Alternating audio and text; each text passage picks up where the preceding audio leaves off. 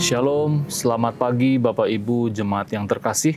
Puji Tuhan, di hari ini kembali saya menyapa Bapak Ibu Saudara. Tentunya di dalam hati saya berharap Bapak Ibu Jemaat terkasih dalam keadaan baik dan sehat.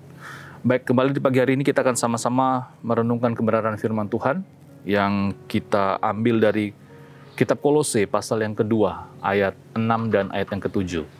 Saya akan bacakan bagi kita semua. Kolose pasal yang kedua, ayat 6 dan ayat yang ke-7. Demikian firman Tuhan. Kamu telah menerima Kristus Yesus, Tuhan kita. Karena itu, hendaklah hidupmu tetap di dalam Dia. Hendaklah kamu berakar di dalam Dia dan dibangun di atas Dia. Hendaklah kamu bertambah teguh dalam iman yang telah diajarkan kepadamu, dan hendaklah hatimu melimpah dengan syukur. Demikian pembacaan firman Tuhan kita di pagi hari ini. Berbahagialah yang membaca dan merenungkannya dalam kehidupannya sehari-hari.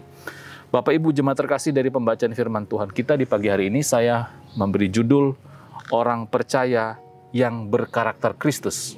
Ya, masih dalam suasana hari Pentakosta, kita akan merenungkan bagian firman Tuhan ini. Namun sebelumnya izinkan saya bertanya kepada Bapak Ibu Jemaat terkasih, masih ingatkah kapan Bapak Ibu Saudara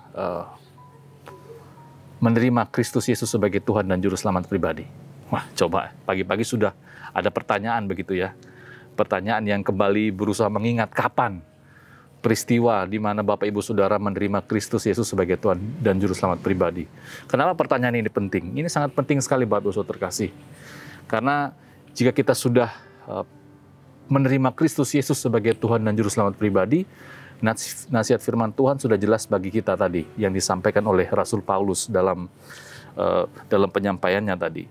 Tetapi yang ingin saya sampaikan di pagi hari ini, saat Bapak Ibu Saudara sudah menerima Kristus Yesus sebagai Tuhan dan Juru Selamat pribadi, bagaimana? Apakah dari waktu itu sampai saat ini ada progres, perubahan hidup yang nyata?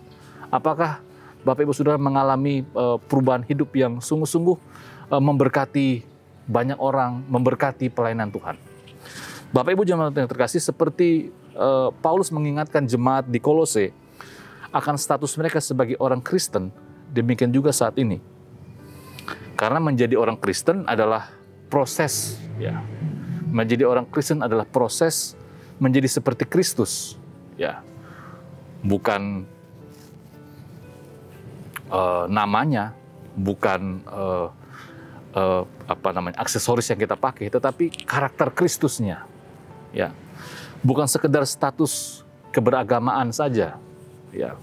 Nah, Bapak Ibu sudah terkasih, berbicara tentang karakter, itu artinya sifat-sifat kejiwaan, akhlak, budi pekerti yang membedakan seseorang daripada yang lain. Nah, kalau ditambahkan kata berkarakter, berarti memiliki karakter, mempunyai kepribadian, berwatak seperti Kristus. Nah, itulah harapan dari Tuhan Yesus dalam kehidupan kita saat kita menerima Dia sebagai Tuhan dan Juru Selamat pribadi.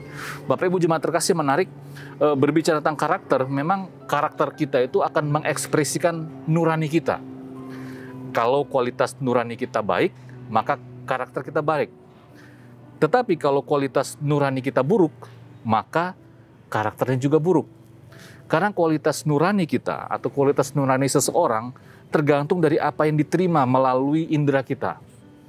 Apa yang kita lihat, apa yang kita dengar, apa yang kita baca, di mana jiwa kita itu menjadi jembatannya.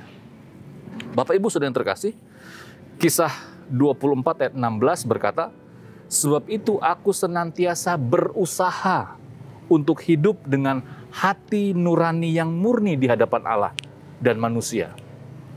Jadi ada kata berusaha di sana. Ternyata tidak mudah berproses, ya, menjadi berkarakter, ya, memiliki nurani yang baik itu tidak mudah. Karena dalam konteks kita, sekali saya katakan di awal tadi, bahwa nurani kita terbentuk dari apa yang kita lihat, kita dengar, kita baca, kita nikmati di sepanjang kehidupan kita. Kalau dalam kehidupan hari-hari kita menikmati hal-hal yang tidak baik, tidak pantas, tidak layak, bagaimana nurani kita, bagaimana karakter kita. Bapak Ibu jemaat terkasih, karena untuk berkarakter seperti Kristus bukan saja harus menerima Dia, ya, tetapi juga rela diproses. Ya, nanti baca di rumah 2 Timotius 3:16, dan berproses. Ya, sekali lagi, karena untuk berkarakter seperti Kristus bukan saja harus menerima Dia, tetapi juga kita rela diproses dan berproses. Artinya kita dengan rela hati berproses dengan Tuhan hari lepas hari.